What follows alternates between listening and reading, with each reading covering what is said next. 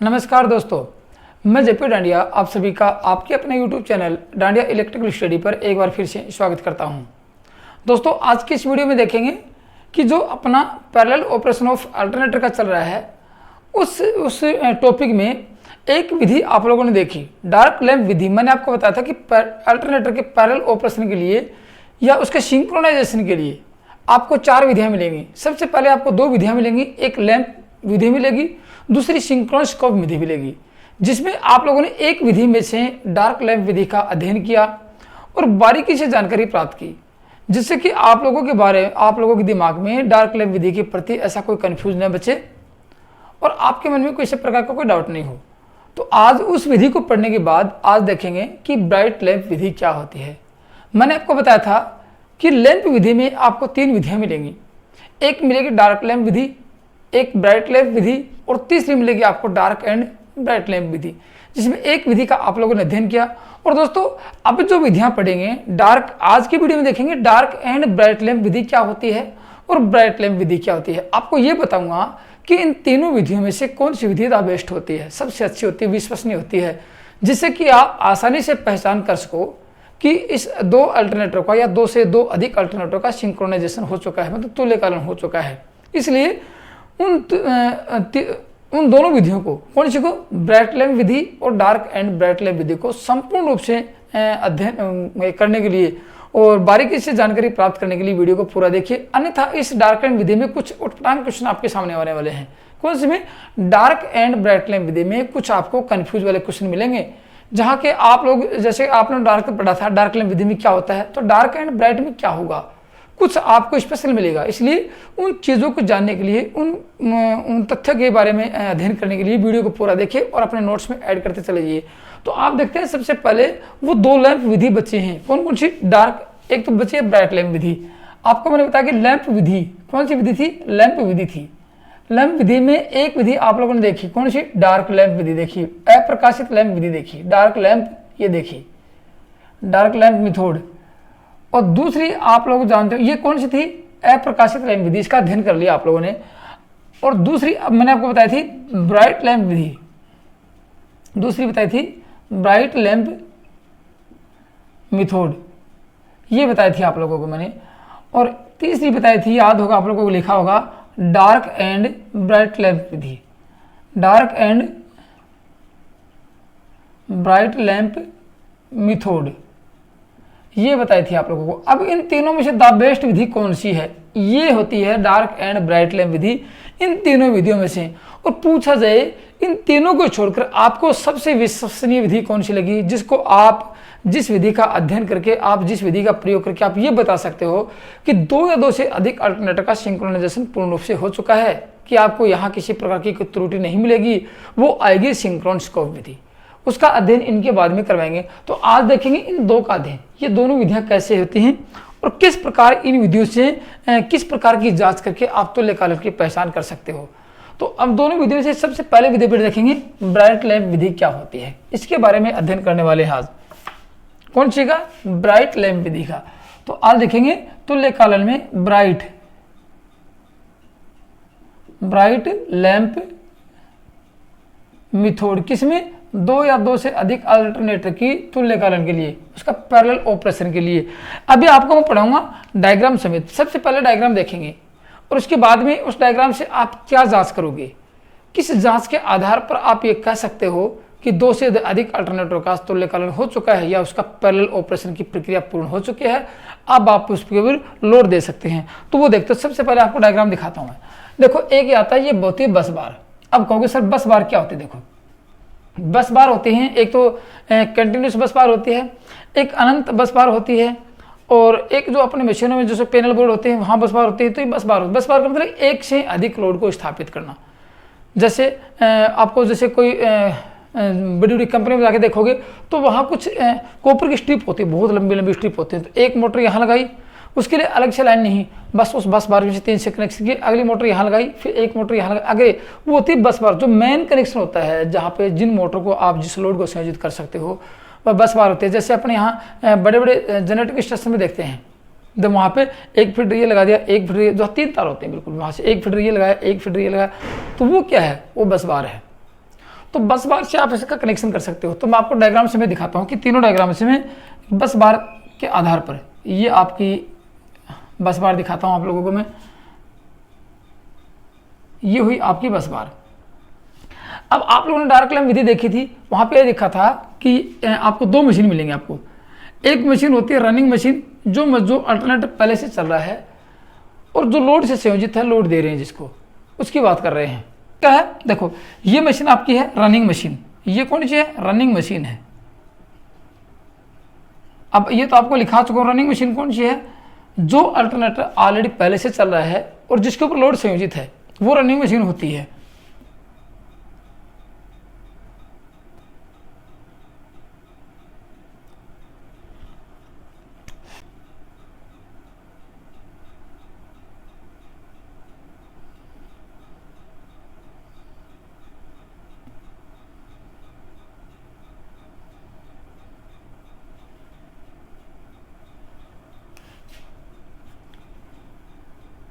Load दे रहा already. और ये क्या है, ये आपके बैकअप फ्यूज मिलेंगे यहाँ पे, ये फ्यूज है। और अब दिखाता हूँ आपको इनकमिंग मशीन के बारे में। ये आपको मिलेगी यहाँ पे इनकमिंग मशीन। आज संयोजन कुछ अलग तरीके से होंगे, आज आपको संयोजन दिखाता हूँ इसके। ये रहेगी इनकमिंग मशीन। इनकमिंग मशीन में वही संयोजन रहेंगे यहाँ पे, देखो ये संयोजन इसके आगे, ये संयोजन यहाँ से आगे और ये आगे यहाँ पे, और फिर यही संयोजन यहाँ पे रहेंगे और यही संयोजन यहाँ पे रहेंगे। अब देखो ये आपका आ गया ICTP स्विच आएगा,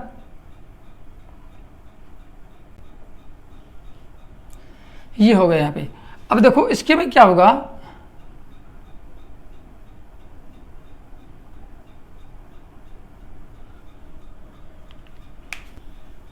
अब देखो ये आपकी है इनकमिंग मशीन,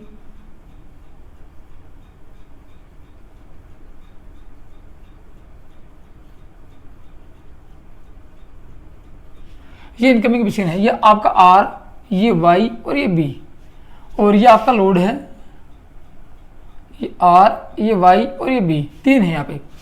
अब आपको करना क्या है, मैंने आपको बताया था कि इन विधियों को लैंप विधि में 2 लैंप श्रेणी क्रम में संयोजित कर 3 जोड़े बनाए जाते हैं। जैसे आपको दिखाता हूँ, एक जोड़ा आपने ये बनाया और 2 लैंप श्रेणी क्रम में। ये क्यों श्रेणी क्रम में संयोजित करते हैं मैं ऑलरेडी आपको बता चुका हूँ। ये पिछली वीडियो बताया कि लैंप जलने से, फ्यूज होने से बचने के लिए इनको यहाँ पे श्रेणी क्रम में संयोजित कर दिया जाता है। ये 3 जोड़े बनाएंगे यहाँ पे, ये ग्रुप नंबर 1, ये J1 और ये ग्रुप नंबर 2 और ये ग्रुप नंबर 3, ये जोड़े बनाएंगे और इन जोड़ों को यहाँ पे संयोजित करेंगे। तब जाके इन जोड़ों को संयोजित करने के बाद में इन लैंपों की रोशनी पर क्या प्रभाव पड़ेगा उसके हिसाब से अपन जांच करेंगे। तो देखो पहला जोड़ा लिखाता हूँ यहाँ पे, ये इस कौन सी है, ब्राइट लैंप विधि में। तो अब मैं आपको वो पहले दिखाता हूँ कि ब्राइट लैंप विधि में क्या होगा।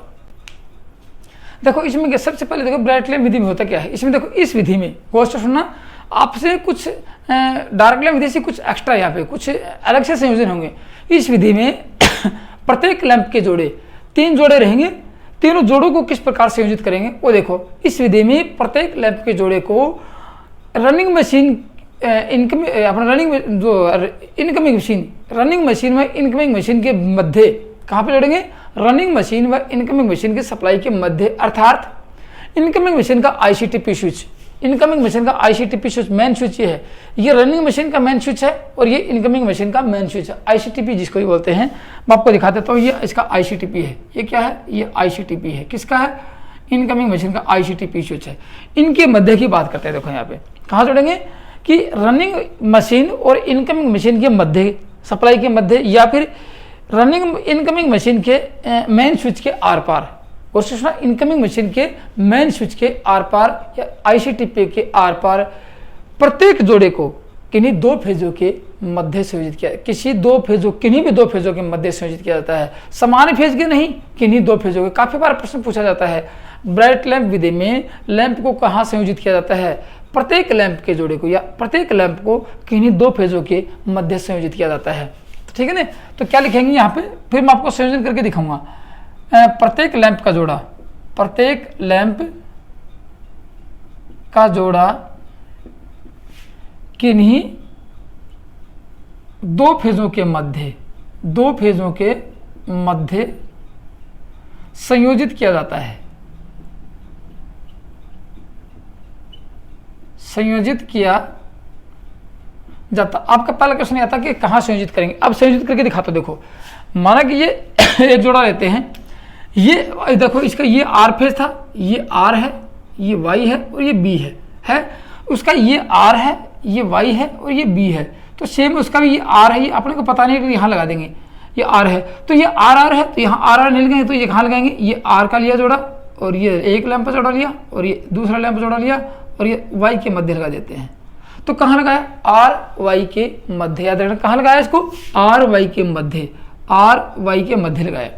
मैंने आपको बताया कि इन्हीं दो फेजों के मध्य लगाएंगे, ठीक है। दूसरा कहाँ लगाएंगे, देखो इधर लगा देते हैं। दूसरा ये वाई फेज लिया, वाई फेज से उठा के कहाँ लगाएंगे, ये वाई फेज से दो फेज सेम फेज ले लेंगे, वाई फेज से उठा के आप बी फेज के मध्य लगा देते हैं। ये ले बी फेज के मध्य, ये एक जोड़ा लिया और ये एक जोड़ा लगा दिया। ये कहाँ लगाया, ये वाई और बी के बीच में लगा दिया, ठीक। कहाँ लगाया, वाई और बी के बीच में लगा देते हैं इसको। ये लगा दिया वाई और बी, कहीं भी लगा दो। फिर देखो एक जोड़ा और बच गया। इस जोड़े को कहाँ लगाएंगे, तीसरे जोड़े को इसके भी आर पार दो फेजों के मध्य लगाएंगे। अब मान लीजिए कि यहाँ तीसरा जोड़ा लेते हम आर, यहाँ आर उठा लिया, ठीक है। आर वाई के मध्य लगा दिया, आर उठाया, आर बी के मध्य लगा देते हैं, यहाँ बी उठा लिया, एक जोड़ा ये लिया, एक लैंप ये लिया और ये लगा दिया तीसरा जोड़ा। कहाँ लगाया, आर बी के मध्य लगा दिया। अब आप समझ गए होंगे कि तीनों लैंप जोड़े अलग अलग फेजों पर संयोजित हैं, ये आर बी के मध्य है। अब देखो क्या होगा, यहाँ से जब माना कि सिंक्रोनाइजेशन की विधि पूरी होगी, लिख लेना लैंप जोड़ा एक कहाँ पे है, यहाँ लिख देते हैं लैंप का जोड़ा एक। माना कि एक नंबर जोड़ा है, ये दो है और ये तीन नंबर जोड़ा है। मैंने आपको बताया तो लैंप जोड़ा एक, लैंप जोड़ा एक कहाँ है, आर एंड वाई के मध्य। दूसरा जोड़ा कहाँ है, दूसरा जोड़ा है वाई तथा बी के मध्य और तीसरा जोड़ा है आर तथा बी के मध्य।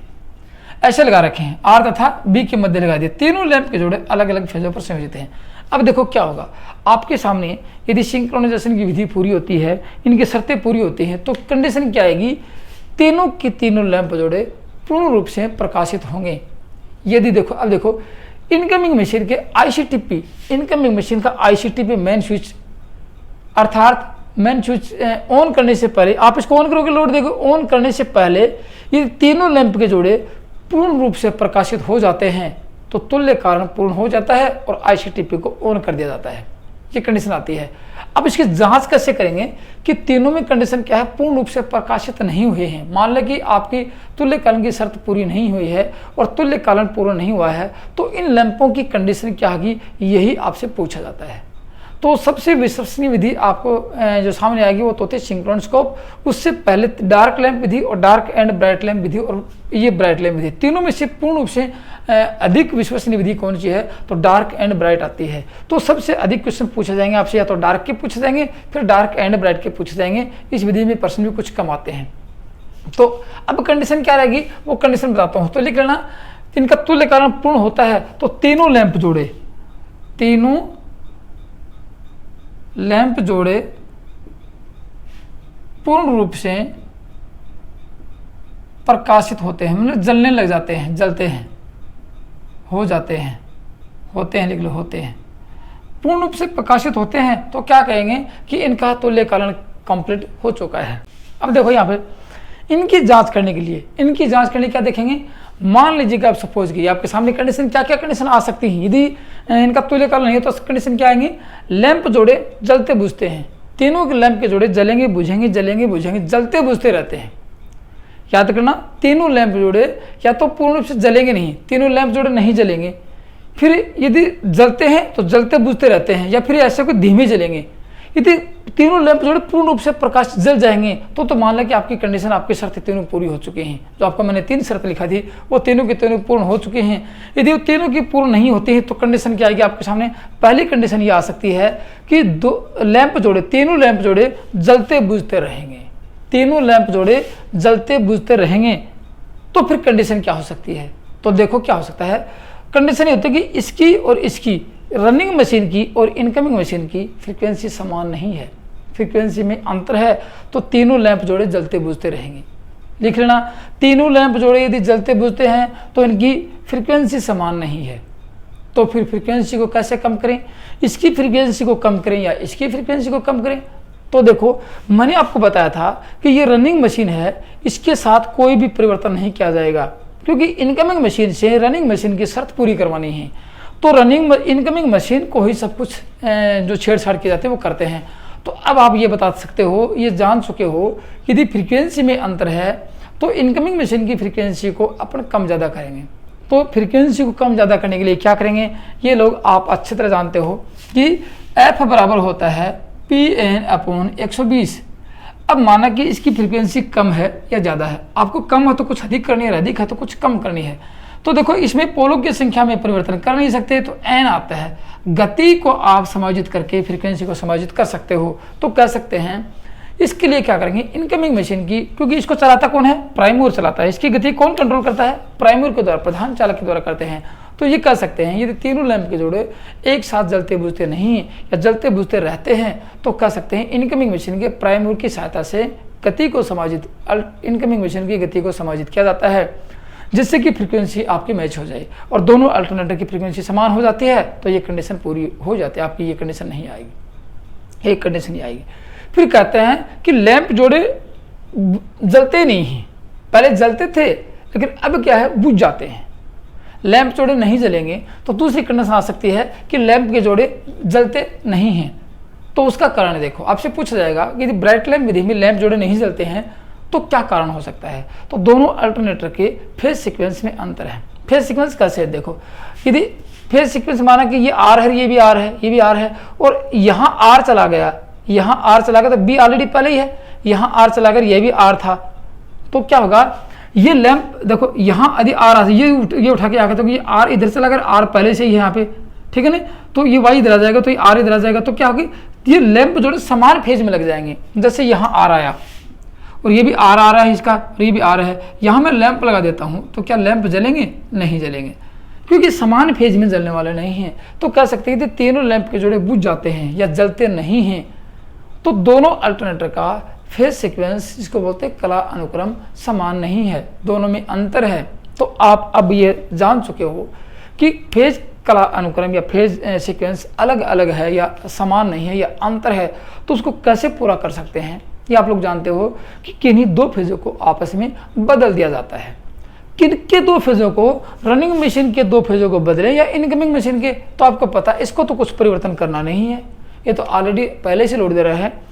तो इसके किन्हीं दो फेजों को, किसमें, ICTP में, इसमें किन्हीं दो फेजों को आपस में बदल देंगे तो फेज सीक्वेंस समान हो जाएगा और लैंप जलने लग जाएंगे, ठीक है, पूर्ण रूप से जलने लग जाएंगे। फिर भी आपके सामने कंडीशन आती है कि लैंप जलते बुझते थे, वो कंडीशन पूरी कर दी, उसमें क्या हुआ, फ्रीक्वेंसी मैच नहीं की। लैंप जोड़े नहीं जलते थे, उसमें क्या हुआ, फेज सीक्वेंस मैच नहीं किया। अब आपके सामने बच गया फेज वोल्टेज का। तो फेज वोल्टेज यदि कम ज़्यादा है तो क्या कंडीशन हो सकती है, उसको कह सकते हैं ये तीनों लैंप जोड़े जलते तो हैं लेकिन पूर्ण रूप से नहीं जलते हैं, धीमे धीमे जलते हैं। तीसरी कंडीशन आपके सामने आती है कि तीनों लैंप जोड़े धीमे धीमे जलते हैं, तो क्या कंडीशन हो सकती है। इस अवस्था में आपको क्या करना चाहिए, ये आपके सामने मैं क्वेश्चन लिखवा रहा हूँ। ऐसे मान लो कि ब्राइट लैंप विधि में तीनों लैंप जोड़े तीनों लैंप धीमे धीमे जलते हैं, तो क्या कंडीशन हो सकती है, किसमें अंतर हो सकता है। तो कह सकते हैं इसके और इसके आउटपुट वोल्टेज में परिवर्तन है, आउटपुट वोल्टेज में अंतर है। इसका मतलब या तो वोल्टेज इसका अधिक है या वोल्टेज इसका कम है, दोनों के समान वोल्टेज होंगे तो पूर्ण रूप से प्रकाशित हो जाएंगे। तो कह सकते हैं दोनों alternator, incoming machine, incoming alternator और रनिंग अल्टरनेटर के आउटपुट वोल्टेज में अंतर होता है, अंतर है। तो अब इस आउटपुट वोल्टेज को कम ज़्यादा कैसे करेंगे, कम है क्योंकि आपको पता है कि आउटपुट वोल्टेज या तो इसके घटाएंगे या इसके बढ़ाएंगे, रनिंग मशीन के साथ कोई परिवर्तन नहीं करेंगे। तीसरी कंडीशन आपके सामने जो आई है वो बता रहा हूँ आप लोगों को मैं कि ये कंडीशन आई है। तो यहाँ क्या करेंगे, आपको पता है कि वोल्टेज कैसे बढ़ाए जाते हैं अल्टरनेटर के। तो आपको पता है कि वोल्टेज कैसे बढ़ेंगे, जब फ्लक्स बढ़ेगा। फ्लक्स कौन देगा, रोटर देगा। रोटर को सप्लाई कौन दे रहा है, एक्साइटर दे रहा है। तो एक्साइटर और जो फील्ड वाइंडिंग है उन दोनों के बीच में रियोस्टेट लगा के रख सकते हैं। तो कह सकते हैं कि फील्ड वाइंडिंग के श्रेणी क्रम में क्या लिखेंगे, इनकमिंग मशीन के, ये इनकमिंग मशीन है, इसके फील्ड वाइंडिंग के अब श्रेणी क्रम में। अब कहोगे सर हमने देखा नहीं, मैं ऑलरेडी पूरा अल्टरनेटर पढ़ा चुका हूँ। मैंने ये भी बताया था कि कहाँ अल्टरनेटर में रियोस्टेट लगाया जाता है, उसका कार्य क्या होता है, वोल्टेज कैसे बढ़ाए जाते हैं और किस प्रकार समायोजित किए जाते हैं, मैंने आपको पढ़ा चुका हूँ पूरा। तो कह सकते हैं इनकमिंग मशीन के फील्ड वाइंडिंग के या फील्ड के श्रेणी क्रम में फील्ड रेगुलेटर के जो क्या लगाएंगे, फील्ड रेगुलेटर लगाएंगे, फील्ड रेगुलेटर को समायोजित करके अर्थात फील्ड एक्साइटेशन को बढ़ाकर या कम कर आउटपुट वोल्टेज को समायोजित किया जा सकता है। आउटपुट वोल्टेज को समायोजित किया जा सकता है। तो आपके सामने 3 कंडीशन आई, तीनों कंडीशनों का रिमूव किया और अब क्या होगा, तीनों लैंप लोड पूर्ण रूप से प्रकाशित हो जाते हैं। तो ये कह सकते हैं कि दोनों अल्टरनेटर का तुल्यकालन पूर्ण हो चुका है और इस स्थिति में इनकमिंग मशीन के जो ICTP स्विच है, जो मेन स्विच है, ये इसको ऑन कर देंगे और ये लोड लेने लग जाएगा। माना कि ये ऑलरेडी पहले से ही 10 kVA का अल्टरनेटर था, किसका था, 10 kVA का था और यहाँ लोड आया 10 kVA का पहले भी, अब लोड बढ़ गया आप लोगों के 20 kVA का, तो यहाँ क्या करेंगे 10 का और लगाएंगे, अब ये 10 kVA का 10-10-20 हो जाएगी। तो दोस्तों एक चीज़ और याद रखना, जब भी 2 या 2 से अधिक अल्टरनेटर हो, जनरेटर हो और ट्रांसफार्मर हो, यहाँ उसकी रेटिंग कोई मायने नहीं रखती है। आप कहोगे सर यहाँ 10 kVA का लगाया तो यहाँ क्या 50 का लगा सकते हैं, यहाँ क्या 5 का लगा सकते हैं। केवी रेटिंग की शर्त मान्य नहीं होती है। आप केवी रेटिंग कितने भी लोड की क्षमता का यहाँ पे अल्टरनेटर या जो भी जिसका भी आप सिंक्रोनाइजेशन कर रहे हो वो लगा सकते हैं।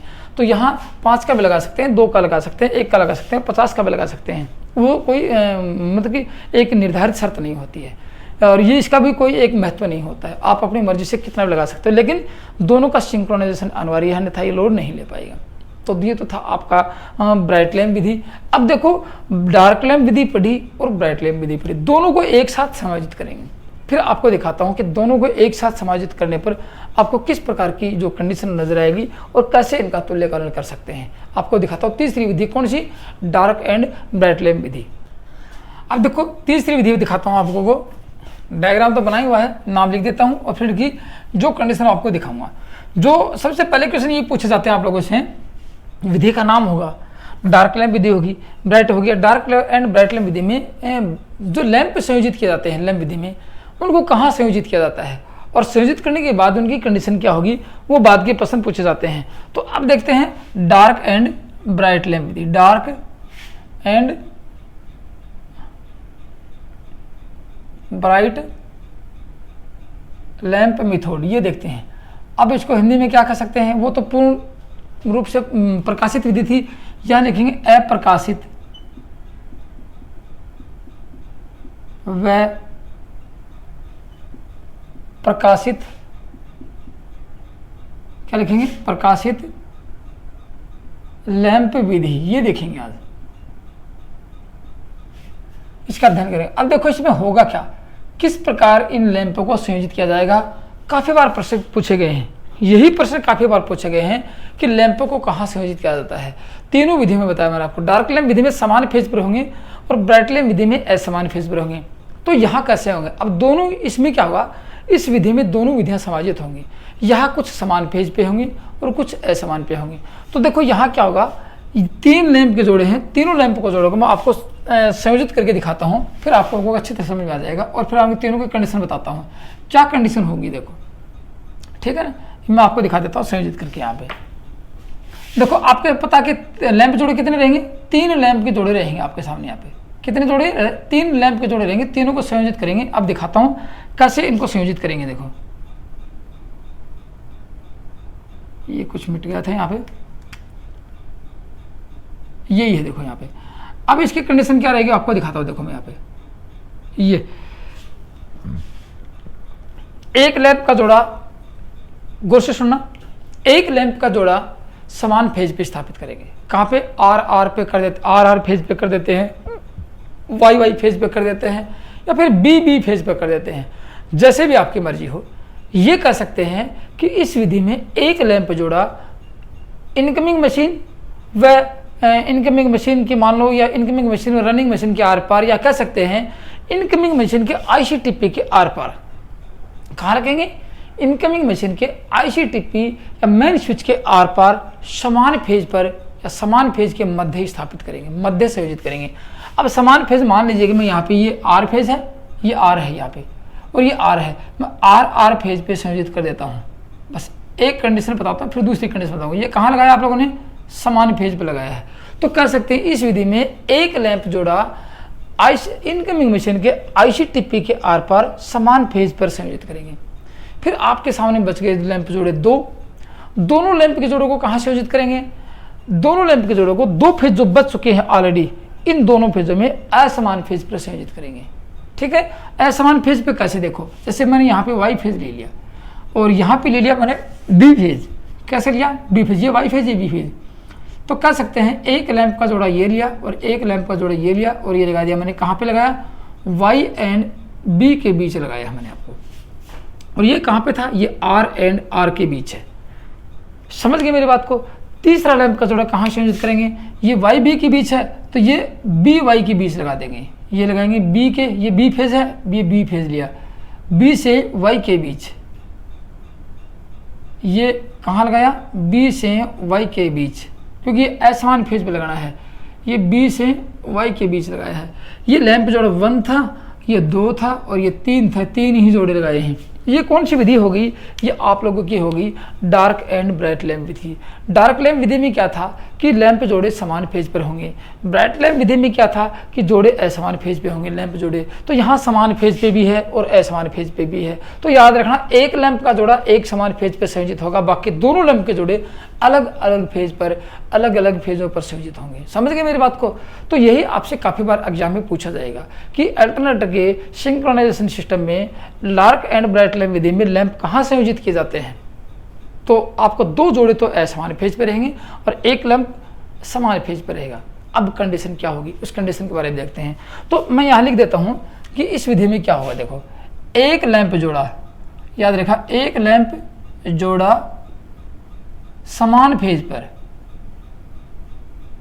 कहाँ लिखेंगे? समान फेज पर। जैसे मैं आपको लिख देता हूँ, मैंने यहाँ संयोजित किए हैं, उसके बारे में आप कैसे भी कर सकते हो। कोई बात ऐसी बड़ी बात नहीं कि सर आपने आर पे किया था, मैंने आर पे, नहीं, आप बी पे कर दो, वाई पे कर दो, कोई बड़ी बात नहीं है। तो लिख देंगे आर एंड आर पे संयोजित किया जाता है। सबसे पहले आपकी शर्त यह रहेगी संयोजित किया जाता है। ये एक लैंप का जोड़ा था, फिर लिखेंगे बाकी बच के दो लैंप जोड़े, दो लैंप जोड़े दो असमान फेज पर, दो असमान फेज के मध्य।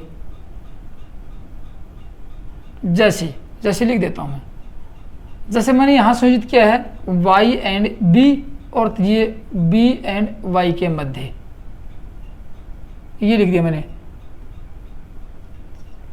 संयोजित किया जाता है, संयोजित किए जाते हैं। बोलो होगी कंडीशन आपकी। अब सिंक्रोनाइजेशन होगा। अब देखो, इनकमिंग मशीन के आईसीटीपी स्विच है। ये क्या है? इनकमिंग मशीन का आईसीटीपी स्विच है। मैं यहाँ पे इसका नाम लिख देता हूँ। ये क्या है? आईसीटीपी है। आईसीटीपी को मेन स्विच बोल सकते हैं। आईसीटीपी की फुल फॉर्म है iron clad triple pole switch. Iron clad मतलब लोहे के आवरण में बंद 3 पोल का स्विच पोल, 3 पोल का मेन स्विच, लोहे की खोल में बंद 3 पोल का switch. ICTP iron clad triple pole switch इसको बोलते हैं। और ये कैसा है? मेन स्विच है किसका? इनकमिंग मशीन का। और ये रनिंग मशीन का आईसीटीपी है। ये बैकअप फ्यूज लगा रखे हैं प्रोटेक्शन के लिए। यहाँ भी बैकअप फ्यूज प्रोटेक्शन के लिए होंगे, लेकिन आपको यहाँ पे मैं ये कुछ मतलब कि यहाँ पे दिखाई नहीं, क्योंकि यहाँ पर आपको समझ करके इसके ऊपर बैकअप फ्यूज होते हैं। ये तो बात है। अब देखिए क्या होगा, इनकमिंग मशीन के आईसीटीपी स्विच को अर्थात मेन स्विच को ऑन करने से पहले आपके सामने कंडीशन क्या आनी चाहिए? लिख सकते हैं ऑन करने से पहले यदि लैंप जोड़ा एक जो समान फेज पे संयोजित है वो बुझ जाना चाहिए। लैंप जोड़ा एक आर एंड आर का बुझ जाता है और दोनों लैंप जोड़े पूर्ण रूप से प्रकाशित होते हैं, तो ये कह सकते हैं कि दोनों अल्टरनेटर का सिंक्रोनाइजेशन पूर्ण हो चुका है, अर्थात वो शर्तें पूरी हो चुकी हैं और अब आप आईसीटीपी स्विच को ऑन करके इस पर लोड स्थानांतरित कर सकते हो। ये आपके सामने कंडीशन आएगी। तो इस कंडीशन की पूरी शर्त, इसकी विधि की पूरी शर्त क्या है कि एक लैंप जोड़ा बुझ जाना चाहिए और दोनों लैंप जोड़े पूर्ण रूप से प्रकाशित होने चाहिए। तो आपकी तीनों शर्त मान ले जाते हैं और इस पर लोड स्थापित कर दिया जाता है।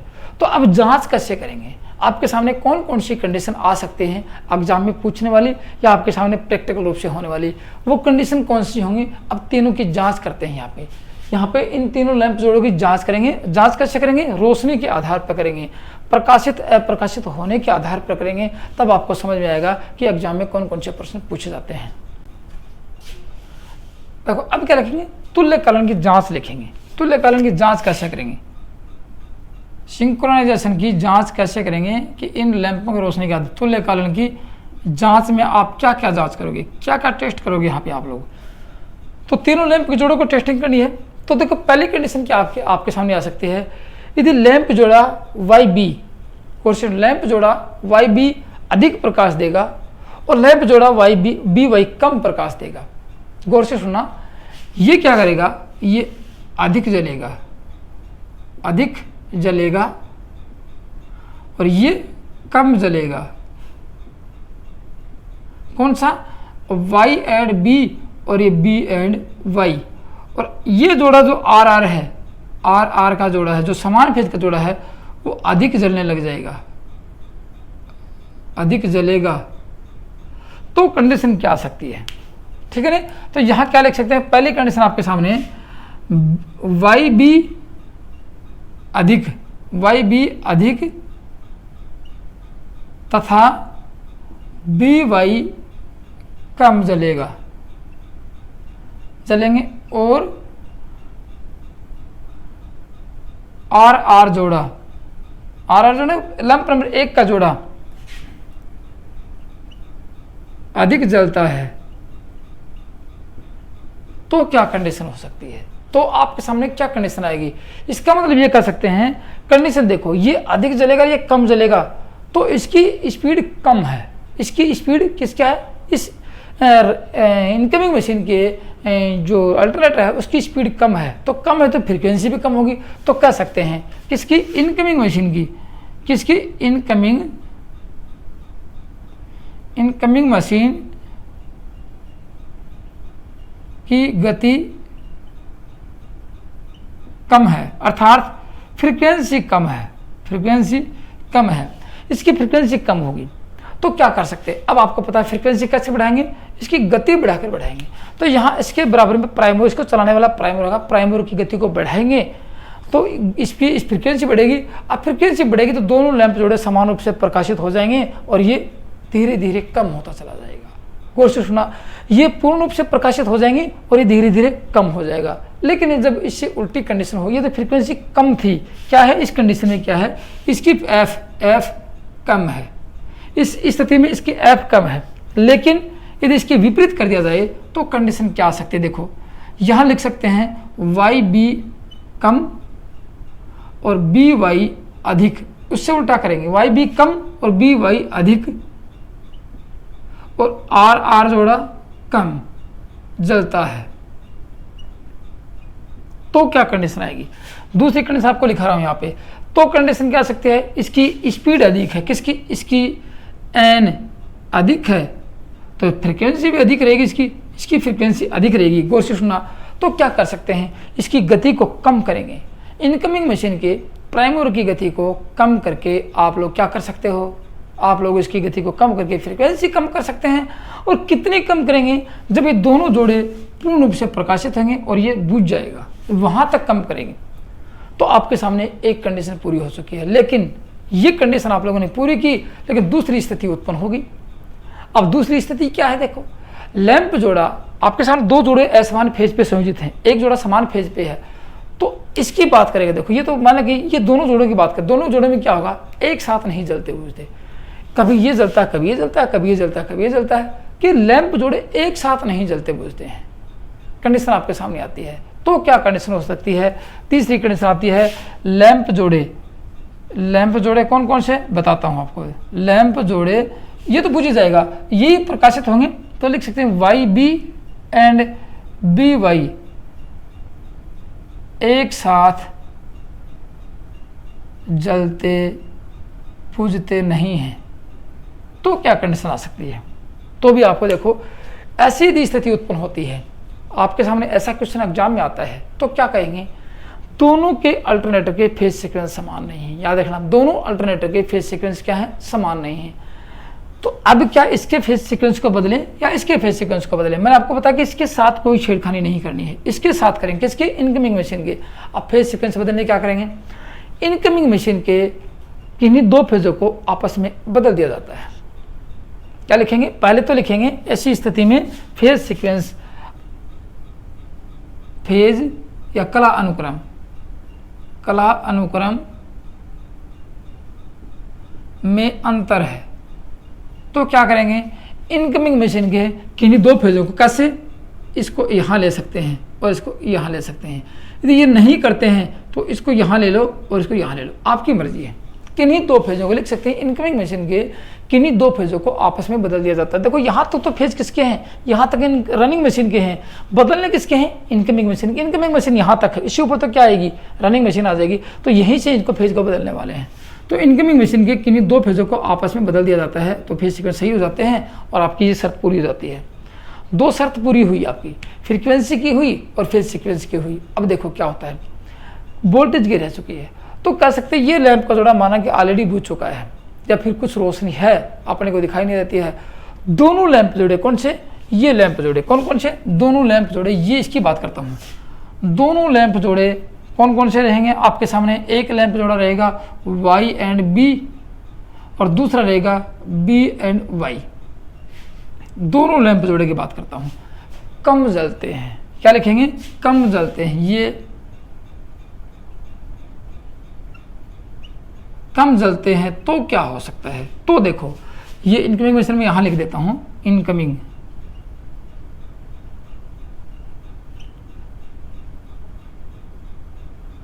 इस कंडीशन में क्या होगा? इस कंडीशन में दोनों इनकमिंग मशीन, दोनों मशीनों के आउटपुट वोल्टेज समान नहीं है। तो क्या लिख सकते हैं? यहाँ पे आउटपुट वोल्टेज, आउटपुट वोल्टेज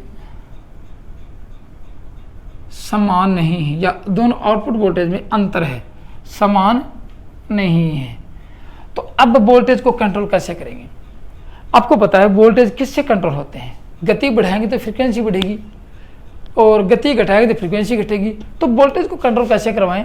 कह सकते हैं, मैं आपको पता है कि इसकी फील्ड, इसको नहीं छेड़ेंगे, रनिंग मशीन को नहीं, रनिंग मशीन की फील्ड के श्रेणी क्रम में ना, सॉरी, इनकमिंग मशीन के फील्ड वाइंडिंग के श्रेणी क्रम में जो रियोस्टेट लगा है, फील्ड रेगुलेटर लगा है, उसकी सहायता से आप इसके वोल्टेज को समायोजित कर सकते हो। किसकी सहायता से? इनकमिंग मशीन या इनकमिंग अल्टरनेटर के फील्ड एक्साइटेशन को समायोजित किया जाता है। क्या लिखेंगे यहाँ पे? फील्ड एक्साइटेशन को। किसको? इसकी फील्ड को, इसकी फील्ड को, फील्ड एक्साइटेशन को, एक्साइटेशन को समायोजित किया जाता है, समायोजित किया जाता है। तो आपकी ये शर्त पूरी हो चुकी होती है। ठीक है, अब देखो उसके बाद में कंडीशन क्या आती है? ये सारी शर्तें मान ली जाती हैं। तो अब क्या होगा? अब आपके सामने कंडीशन क्या आएगी? ये कह सकते हैं कि लैंप जोड़ा एक, क्या लैंप जोड़ा एक, मैं लिख देता हूं यहाँ पे, देखो आर आर जोड़ा, ये आर आर जोड़ा, आर आर लैंप जोड़ा। यहाँ अपने इस डायग्राम की बात करता हूँ, आप कौन से डायग्राम में क्या लिखते हो आपकी मर्जी है। मैंने आपको जो संयोजित करने का तरीका बताया, आर आर जोड़ा, आर आर लैंप जोड़ा तथा वाई बी व बी वाई लैंप जोड़ा।